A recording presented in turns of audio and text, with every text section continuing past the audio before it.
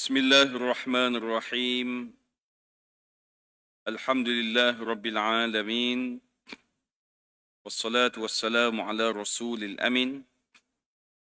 Wa ala alihi wa sahbihi ajma'in.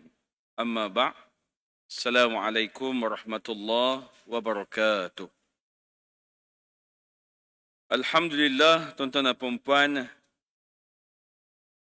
bersyukur kita hadirat Allah Subhanahu wa taala dengan limpah dan kurnia-Nya dapat kita bertemu pada malam ini.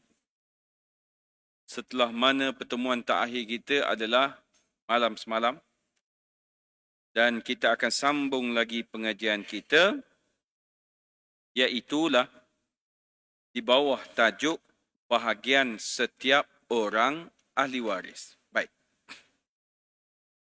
Maka semalam tuan-tuan dan puan-puan, kita sudah mengenali siapakah yang dinamakan sebagai waris utama. Dan Alhamdulillah, habis saya ceramah semalam, ada yang bersalaman dengan saya daripada dalam sampai keluar. Terima kasih banyak Ustaz atas sharing yang dibuat. Sebab saya ni, Ustaz sebut tadi ni, saya tergolong dalam golongan tu. Kenapa? Sebab saya tak ada anak lelaki. Anak perempuan pula seorang sahaja. Jadi dia nampak. Maka penampakan ini yang kita nak. Bila nampak, faham, tahu apa nak buat. Bukan duduk saja. Itu dia. Jadi kalau nampak, faham, tahu apa nak buat, itu terbaik. Baik. Maka semalam tuan-tuan dan puan, waris utama yang kita belajar adalah anak lelaki. Kemudian anak perempuan. Kemudian suami. Kemudian isteri. Malam ini kita nak cuba lihat lagi, ada dua lagi individu. Kerana apa? Sebab waris utama ini dia ada 6 baik. Maka individu yang kelima tuan-tuan dan puan pada malam ini yang kita nak mengenalinya sebagai waris utama, namanya adalah ibu. Siapa ada ibu lagi? Saya ada. Yang belakang itu barangkali dia juga sebagai ibu. Baik. Dan dia juga ada ibu lagi.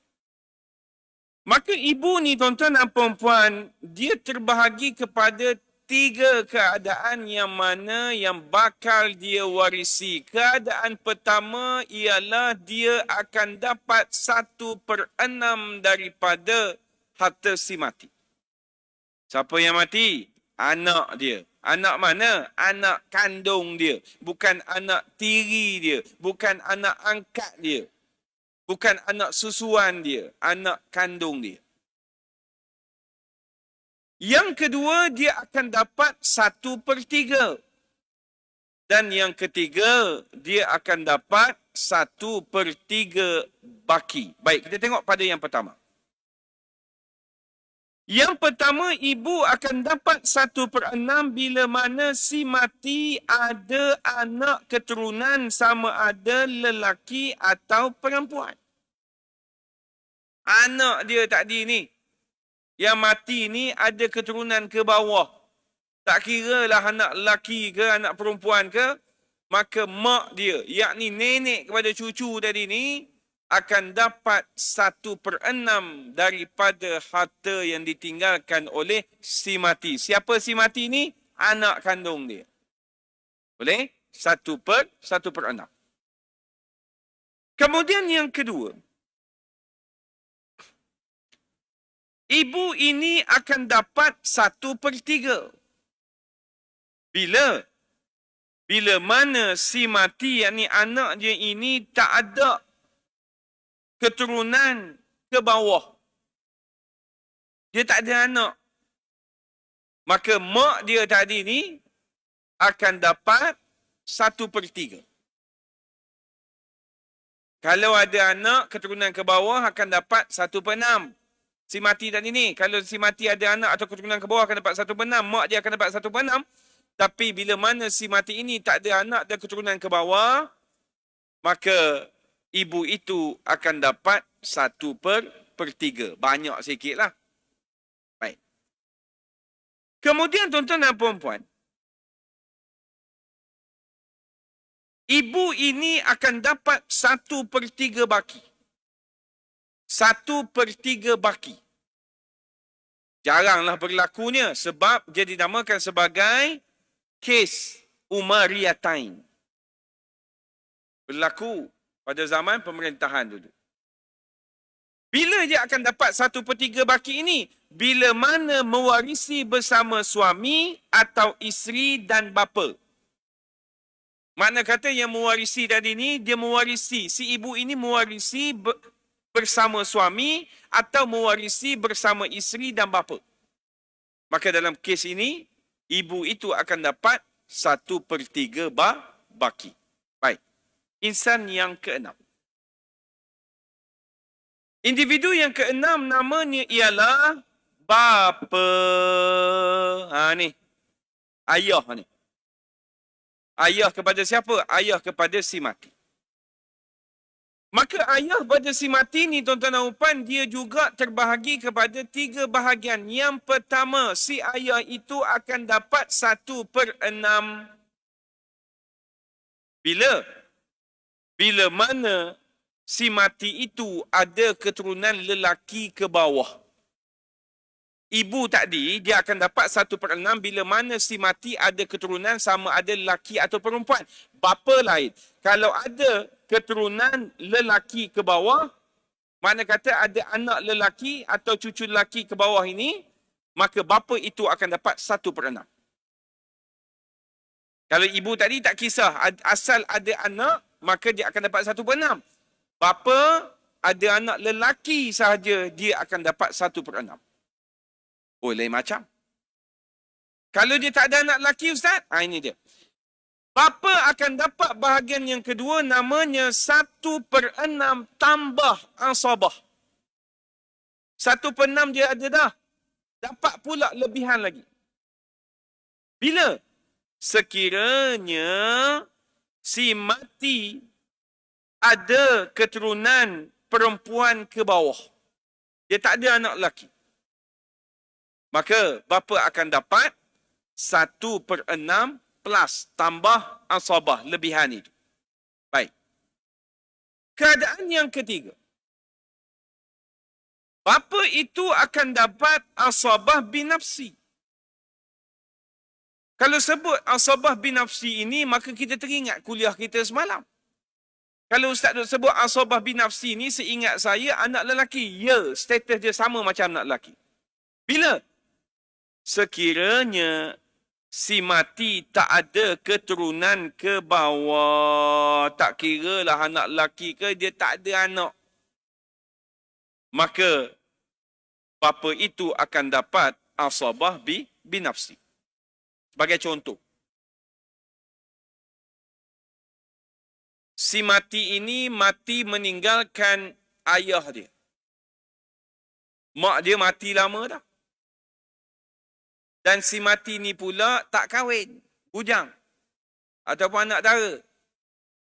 Dan si mati ini juga ada adik-beradik yang lain. Jadi ahli waris siapa yang hidup? Iaitu ayah dengan adik-beradik dia. Maka bila mana dia mati, ayah tadi mewarisi semua harta dia. Adik-beradiknya tak layak. Kenapa? Sebab adanya ayah tu tadi. Ayah itu dia memahjubkan, menghalang adik-beradik daripada mewarisi harta pusaka si mati, yakni anak dia itu. Sebab itu, bila seseorang itu meninggal,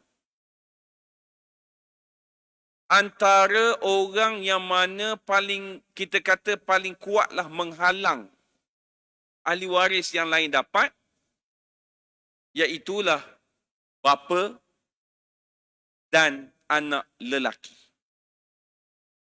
Kalau dia tak ada anak lelaki, hanya ada anak perempuan, bapa dia ada, maka adik-beradik dia tak dapat. Dia tak ada bapa, tapi ada anak lelaki, sama juga. Sebab dua individu ini, tuan-tuan dan puan, kita dah belajar, mereka ada bahagian mereka yang dinamakan sebagai asabah binafsi. Yang mana dua orang ni saja ada title itu. Jadi, kalaulah situasinya begitu, maka dia tak akan pergi jauh. Dia akan pergi ke situ sahaja, tuan-tuan dan puan-puan. Baik. Bila kita dah belajar tentang waris utama malam tadi dengan malam ini, malam semalam dengan malam ini, maka tuan-puan dah dapat satu gambar. Kalau tuan-puan tanya saya ini ada ke tidak waris utama yang bakal mewarisi harta pusaka saya? Ada. Kenapa? Sebab mak saya ada lagi, ayah saya ada lagi, anak laki saya 3 orang. Maka anak-anak saya ini, mak ayah saya pun termasuk dalam waris utama ini.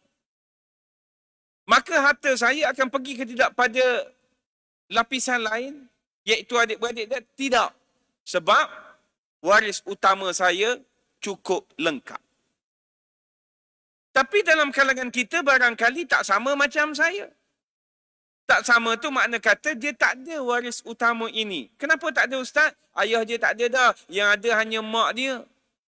Kemudian yang ada hanyalah anak perempuan dia saja. Kemudian ada isteri dia. Maka dia pun terfikir-fikir. Ada tak 3 insan yang anak perempuan dia, kemudian mak dia, kemudian dengan isteri dia itu boleh mewarisi semua? Dia boleh congak. Masing-masing boleh congak, tuan-tuan dan puan-puan. Maka kita yang dah faham ini kena bertindak. Cumanya tuan-tuan dan puan-puan, bila sebut tentang hak ini, kadang-kadang toleransi juga mesti ada. Sebagai contoh, siang tadi ada orang datang bertanya suatu permasalahan.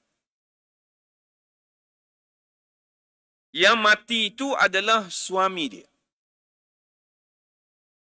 Kemudian, dia dengan suami dia tak ada anak. Kahwin, tak ada anak. Maka, bila tak ada anak tadi, kebetulan pula ayah suami dia mati lama dah. Jadi, ahli waris suami dia siapa? Ahli waris suami dia adalah isteri, mak si mati, mak mertua tadi kepada dia, kemudian adik-beradik dia. Okey. Maka adik-beradik dia ada berapa orang? Adik-beradik dia ada 5 orang. Jadi campur dengan si mati ada 6. Jadi siapakah pemilik harta pusaka dia? Si mati tadi, isteri, mak dengan 5 orang. Jadi 5 campur 2 ada 7 orang pemilik kepada harta si mati. Baik. Kemudian saya tanya pada dia, arwah si mati bila? Dia kata mati tahun lepas. Maka dia dah dapat perintah faraid. Persoalan yang timbul adalah,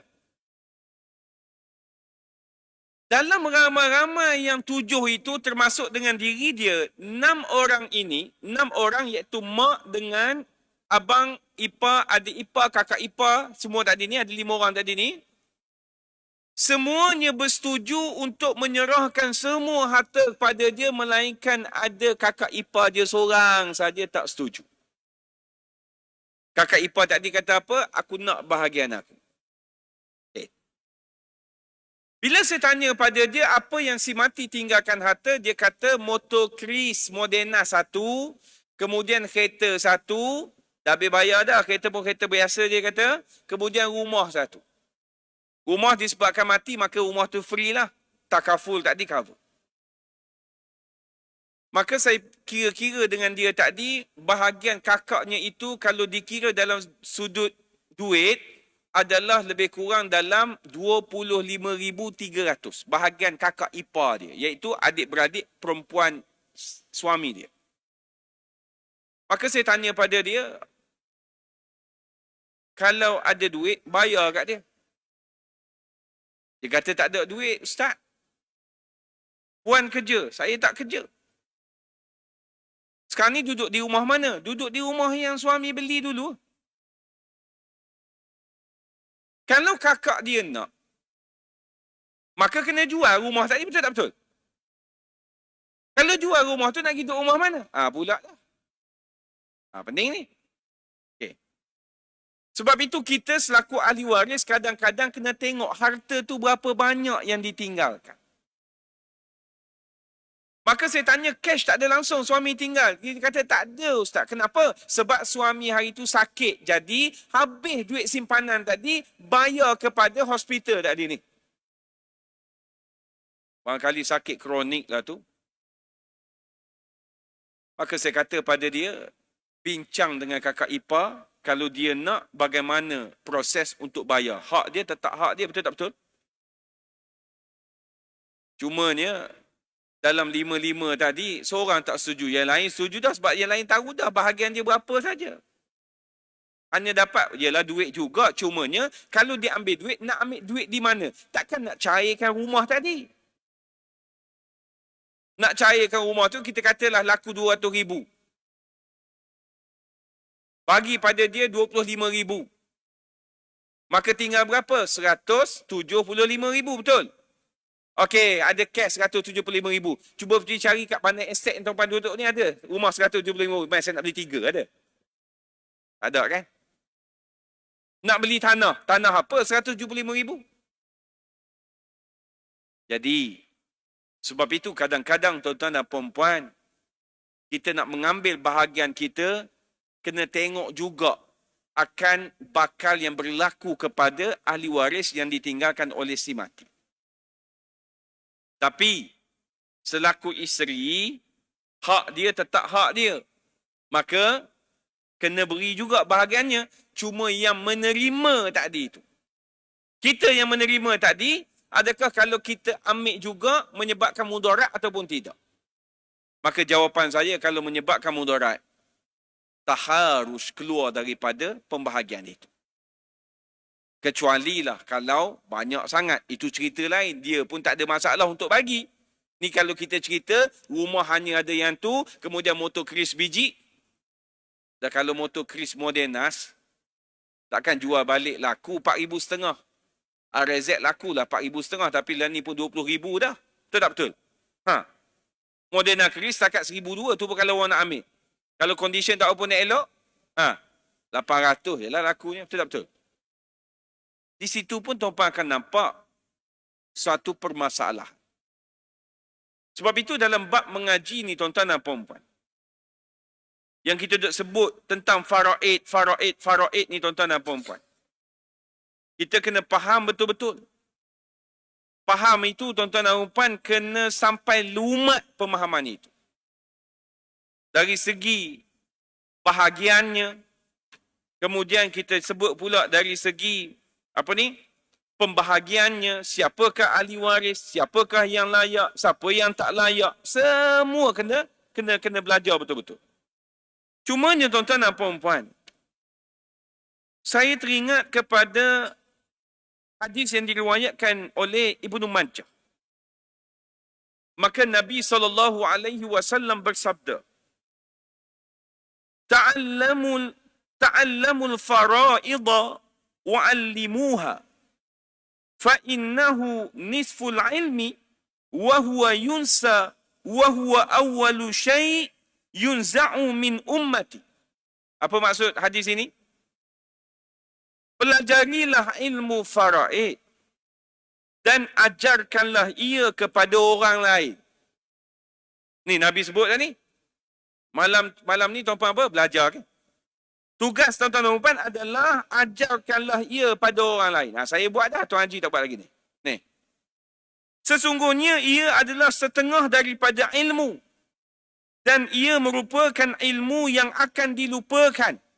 Ilmu yang akan diabaikan. Dan ia merupakan satu ilmu yang mula-mula akan dicabut daripada umatku. Oh, jawab main. Nabi sebut dah ni. Okey. Kalau tuan-tuan tanya pada diri tuan-tuan dan puan dan seluruh umat Islam yang ada di Malaysia ini, ilmu pembahagian harta pusaka ini baru dilupakan ke sudah lama dilupakan? Ke baru dilupakan malam ini? Ke lama dah lupa ni? Lama dah barangkali. Dalam silibus pelajaran SPM, PMR, SRP, ada sebut benda ni. Tak ada. Makna kata kena cari luar. Ya, kena cari kat luar. Cari kat mana? Luar. Siapa yang buat syarikat tu? Tak boleh ustaz kena bayar syarikat tu buat. Yelah. Buat di masjid, mari pun tidak. Dah. Masjid free, mari pun tidak. Jadi pergi kat bayar lah. Soalnya bila bayar tu dia rasa menghargai lebih sikit. Baik. Maka oleh sebab itu kita dapati sejak beberapa dekad dahulu hingga sekarang keadaannya masih sama. Apa bukti masih sama? Okey, buktikan pada saya. Bergaduh soal harta pusaka ni makin reda ke makin hangat? Ke sama daripada dulu? Jawabnya sama. Kalau saya katakan dalam masjid ini, sila angkat tangan. Siapa ahli keluarganya yang bergaduh bab harta pusaka? Saya kata separuh daripada masjid ini akan angkat tangan. Keadaannya masih sama, di mana sebahagian masyarakat tidak mengambil berat tentang penyelesaian harta pusaka. Kenapa? Sebab kebanyakan kita ini menganggap ilmu harta pusaka ini adalah ilmu untuk orang mati. Dia tak tahu ilmu ini untuk orang hidup. Orang mati dia tak perlu dah. Lepas tu saya tak apa nak gemar tuan-tuan guna alasan kena urus ni, kesian si mati tu. Apa jadi dengan dia? Tugas untuk urus harta si mati kita, bukan dia. Dia selesai dah urusan dia ni. Ni kita ni. Salahkan si mati pula dah. Dia habis dah. Kita ni. Kita yang kena selesai. Bukan dia. Kita pula duduk cerita dia menanggung. Apa pula dia menanggung? Kita lah. Kita kena urus ni. Kemudian tuan-tuan dan puan-puan, hadis yang kedua, hadis yang lain diriwayatkan oleh Abdullah bin Mas'ud. Apa kata Nabi?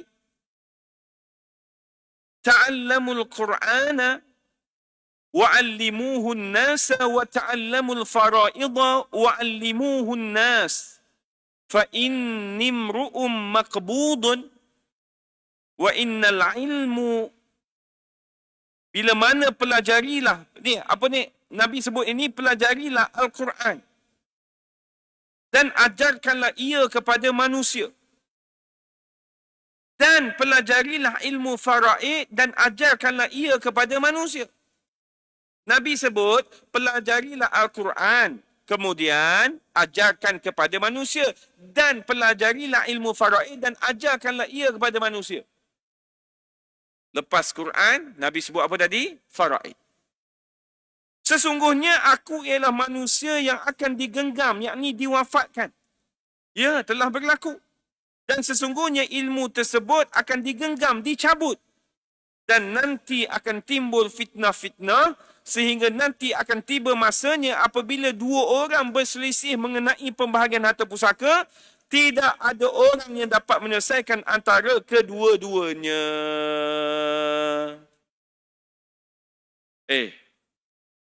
Nabi sebut ni berlaku dah tuan-tuan dan puan-puan. Sebab apa? Tak belajar. Kemudian tak tahu. Selesai ke tidak? Tidak. Kalau selesai pun macam mana? Dia selesai mengikut logik akal dia. Bila selesai mengikut logik akal, apa yang berlaku? Dia akan pergi mahkamah, dia akan tipu. Dia akan buat akuan palsu. Dia akan menafikan hak orang lain. Apa lagi dia akan buat? Dia akan makan hak orang lain. Kemudian, dia akan langgar semua hukum yang ada. Kenapa? Sebab dia tidak belajar. Kemudian, dia tidak tahu untuk membahagikan, maka last sekali, dia akan membahagikan mengikut cita rasa dia, mengikut hawa nafsunya, dan mengikut logik akal dia. Bila ikut saja logik akal, hawa nafsu dan sebagainya, tuan-tuan dan puan-puan, maka percayalah apa yang Nabi sebut tadi, tidak ada orang yang boleh menyelesaikan seperti mana yang telah ditetapkan oleh Allah Subhanahu wa taala. Baik. Maka tuan-tuan dan puan-puan yang dirahmati Allah sekalian, bila kita faham dan kita cuba untuk belajar, maka halangan tetap ada. Barangkali kita seorang saja yang faham, orang lain tak faham. Kemudian kita ni pula nak pergi terang pada orang yang paling dekat dengan kita. Belum tentu lagi dia percaya. Kebetulan pula kita pula terkenal dengan deber waktu muda dulu. Dah, dengan kisah silam yang baru 2 minggu bertaubat tadi ni. Kebetulan ilmu yang pertama belajar adalah ilmu faraid. Kita nak pergi terang pada dia. Tuan-tuan agak-agak dia dengar ke tidak? Belum tentu dia dengar. Kenapa saya kata begitu? Sebab perkara ini tuan-tuan dan puan berlaku dalam masyarakat kita yang mana mereka bertanya soalan kepada saya. Saya pun jawablah A to Z. Dia pun faham, maka dia balik rumah, dia terang kepada ahli waris dia yang lain tadi, yang nak selesai, yang bergaduh tadi. Bila mana dia terang tadi, ahli waris lain respon. Dia kata, betul apa yang kau kata, ustaz kau, ustaz aku kata lain. Pula dah bergaduh sama ustaz, tuan-tuan dan puan-puan. Kenapa? Sebab tidak bersetuju dengan pandangan yang telah diberikan. Saya yakin dan pasti pandangan itu bukan pandangan yang sia-sia. Pandangan itu adalah pandangan yang mana berteraskan kepada ilmu. Yang mana kita semua akur kepada ilmu tadi, pada hukum tadi. Yang saya bimbang, dia pergi rujuk kepada ustaz yang mana ustaz, ya kita faham ustaz, tapi tuan-tuan kena ingat, ustaz-ustazah dia ada bahagian dia, betul tak betul? Nak cari ustaz yang level sama macam Imam Syafi'i, jumpa ke tidak? Barangkali tidak. Tuan-tuan kalau tanya saya, okey ustaz, boleh tak ustaz terang berkaitan dengan iddah perempuan? Saya boleh terang. Tuan-tuan tanya saya bagaimana nak kira tempoh iddah, nak kira bagaimana kitaran haid orang perempuan, saya boleh buat insya-Allah. Kenapa? Sebab dalam bidang saya. Tapi kalau tuan-tuan tanya, ustaz yang bukan dalam bidang dia, nak jawab macam mana? Kemampuannya bukan di situ. Kemampuannya dalam bidang dia. Sebab itu, fas'alu ahlal zikri in kuntum la ta'lamun. Bertanyalah kepada orang-orang yang pakar dalam bidangnya bila mana kamu tak faham. Maka tuan-tuan dan puan-puan, perlu cari lagi supaya tuan-tuan dan puan faham akan maksud sesuatu ilmu itu. Perasan ataupun tidak? Makin lama kita belajar, perasan tak? Makin banyak kita tak tahu. Tuan-tuan perasan? Ke tuan-tuan makin banyak belajar, rasa makin berilmu gila-gila punya? Kalau ada sifat tu kena buang jauh-jauh. Dah. Dia takut sekali jadi satu perasaan yang mana, rasa macam mana? Rasa macam kita yang paling terbaik. Jangan begitu. Sifat orang yang berilmu, makin lama dia belajar, makin banyak yang dia rasa kurang tentang diri dia. Maka dia akan cari lagi. Sebab itu menuntut ilmu ini, dia kena sampai mati. Bila mana mati datang, maka cukup setakat itu saja pengajian ilmu di dunia ini, tuan-tuan dan puan. Baik, seterusnya. Maka kita dah tahu, tuan-tuan dan puan, akan waris-waris utama. Yang mana waris utama ni, tuan-tuan dan puan, berlakulah apa pun sekalipun, dia tetap akan dapat bahagian yang ditinggalkan oleh si mati. Maka seterusnya, tuan-tuan dan puan, kita nak cuba lihat pula. Iaitulah waris yang seterusnya, yang namanya adalah waris ganti. Waris utama siapa dia? Anak laki, anak perempuan, suami, isteri, ibu, ayah. Berapa orang? 6. Baik. Malam ini kita nak sambung lagi, iaitulah namanya waris ganti. Ada berapa orang? Yang pertama adalah cucu lelaki, yang kedua adalah cucu perempuan, yang ketiga adalah nenek, yang keempat adalah atuk. Semalam 6, campur dengan tadi 2, 6. Sekarang ni waris ganti ada 4. Boleh tak lagi ni? Keserabut dah kepala otak Allah, banyak sangat ustaz yang tadi pun tak ingat dah. Kalau tak boleh, cakap tak boleh. Saya tak nak duk tekan-tekan sangat. Kenapa saya tak nak tekan? Dia konsep kuliah maghrib, kuliah subuh ni, berceramah dia kena faham. Yang datang ni pun, dia datang sukarela. Besar rahmat dah dia datang ni. Lepas tu jangan marah, dia duduk di tiang ke, dia tidur ke, dia menguap ke, biar kat dia. Dia datang ni pun dah besar rahmat. Jangan duk marah. Dia dengar, dia tak berganjak tu pun kira power dah tu. Okay. malam ini. Baik. Waris ganti yang pertama namanya adalah cucu lelaki. Berapa cucu lelaki akan dapatnya ni? Kaedahnya sama seperti mana anak lelaki. Kecuali cucu lelaki mewarisi secara asabah bil ghairi dengan cucu perempuan. Makna kata, cucu lelaki ni bahagian dia sama macam anak lelaki, iaitu asabah bin nafsi dengan asabah bil ghairi. Asabah bin nafsi bila mana? Bila mana dia hanya ada cucu lelaki sahaja. Asabah bil ghairi macam mana? Bila mana dia ada juga cucu perempuan. Tapi cucu lelaki ni dia nak dapat macam mana? Dengan syarat si mati tak ada anak lelaki. Saya ulang balik. Bila mana si lelaki ini tak ada anak lelaki, maka cucu lelaki itu berpotensi untuk dapat harta pusaka ni. Tapi nak dapat kes macam ni rare juga dah.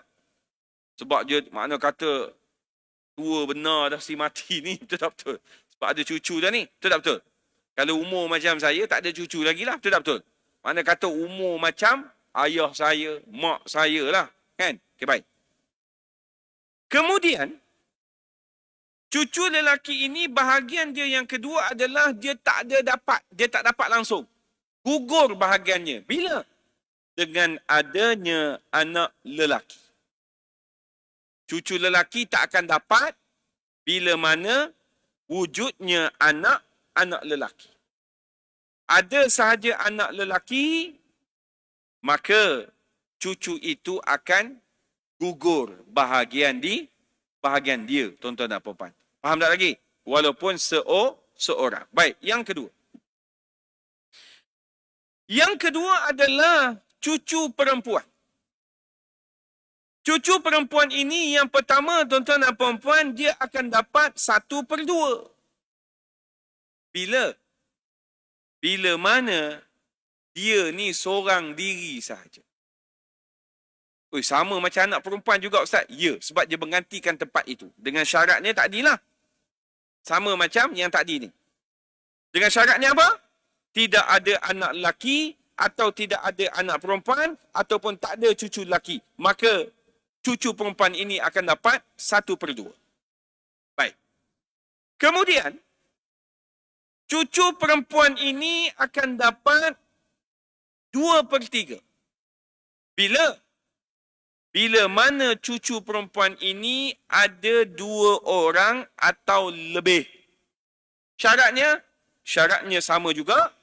Mesti tak ada anak lelaki, mesti tak ada anak perempuan dan tak ada cucu lelaki. Siapa dia? Anak lelaki dan perempuan cucu lelaki daripada yang ditinggalkan oleh si mati tadi. Kalau tak ada insan ini, maka cucu perempuan itu kalau dia 2 orang dan lebih, maka dia akan dapat 2/3. Baik, yang ketiga. Cucu perempuan ini akan dapat asabah bil ghairi. Bila? Jika bersama dengan dia tadi ni cucu lelaki, maka dia akan dapat asabah bil ghairi. Makna kata berkongsilah, yang lelaki ambil 2 bahagian, yang perempuan ambil 1 bahagian. Baik. Kalau kita lihat tuan-tuan dan puan-puan yang dirahmati Allah sekalian. Keadaan cucu lelaki ini, dia juga adalah orang yang kuat juga. Bila mana si mati itu, dia dah tak ada anak lelaki. Maka cucu lelaki itu pula yang akan menggantikan tempat anak lelaki tadi.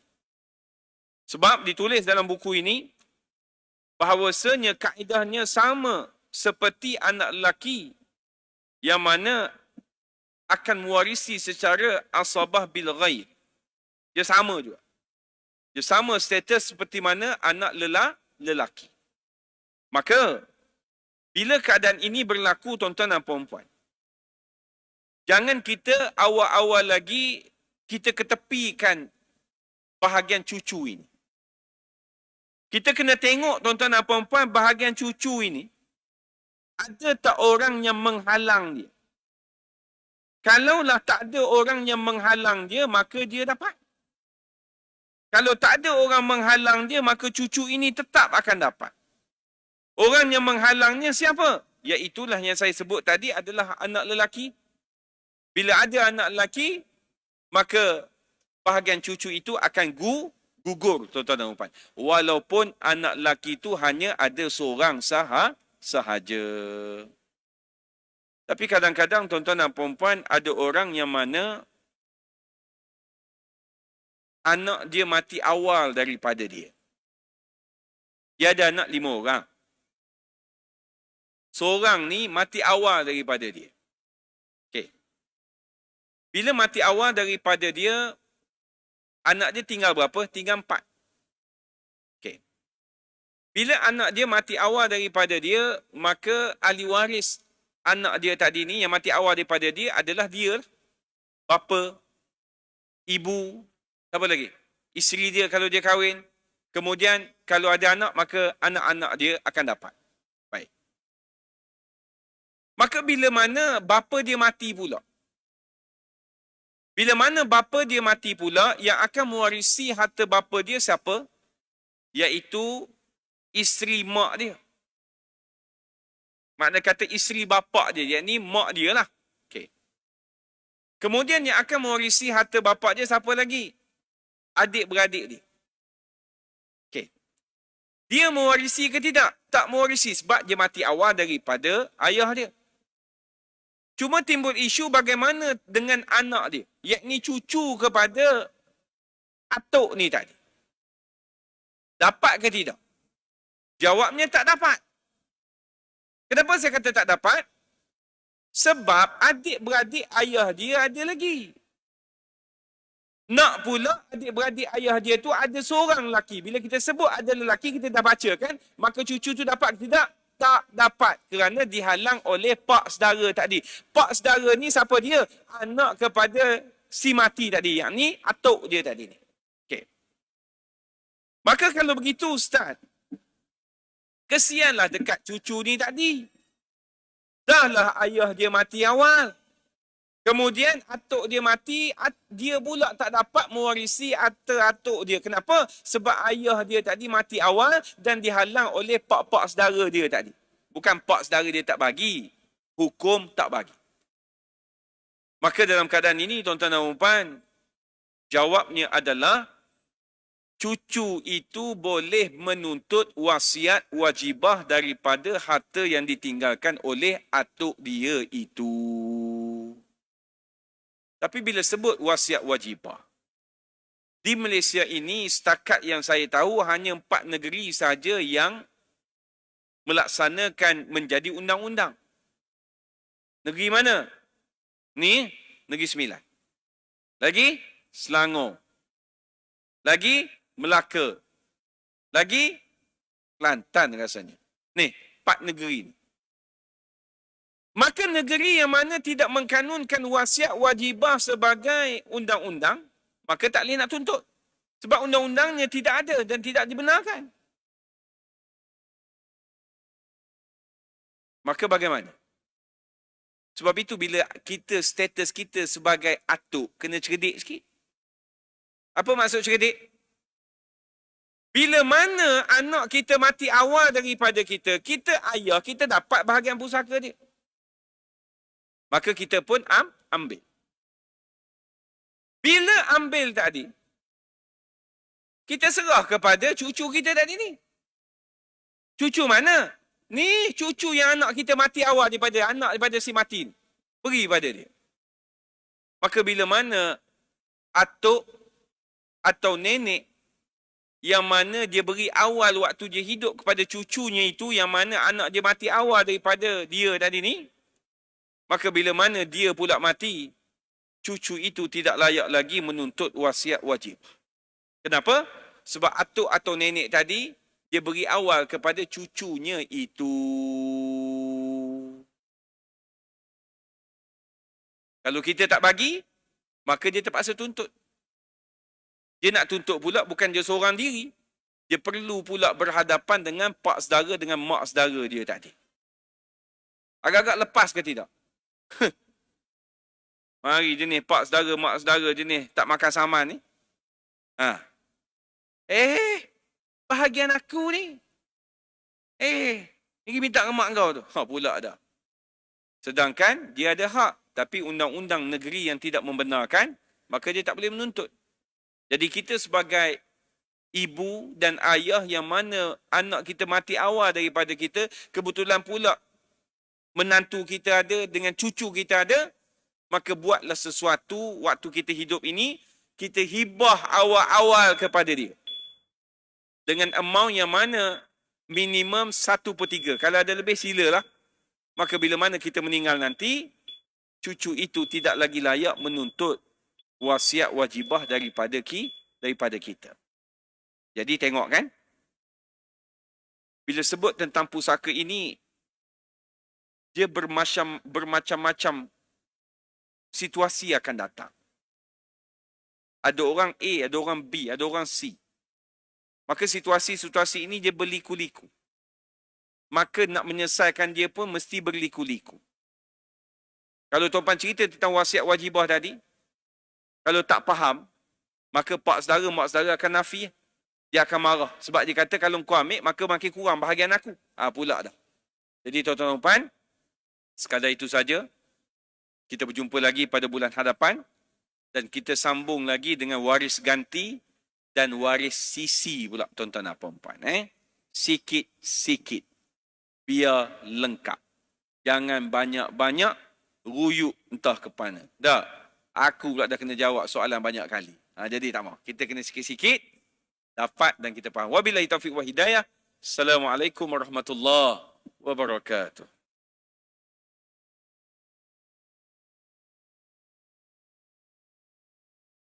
Allah Allah.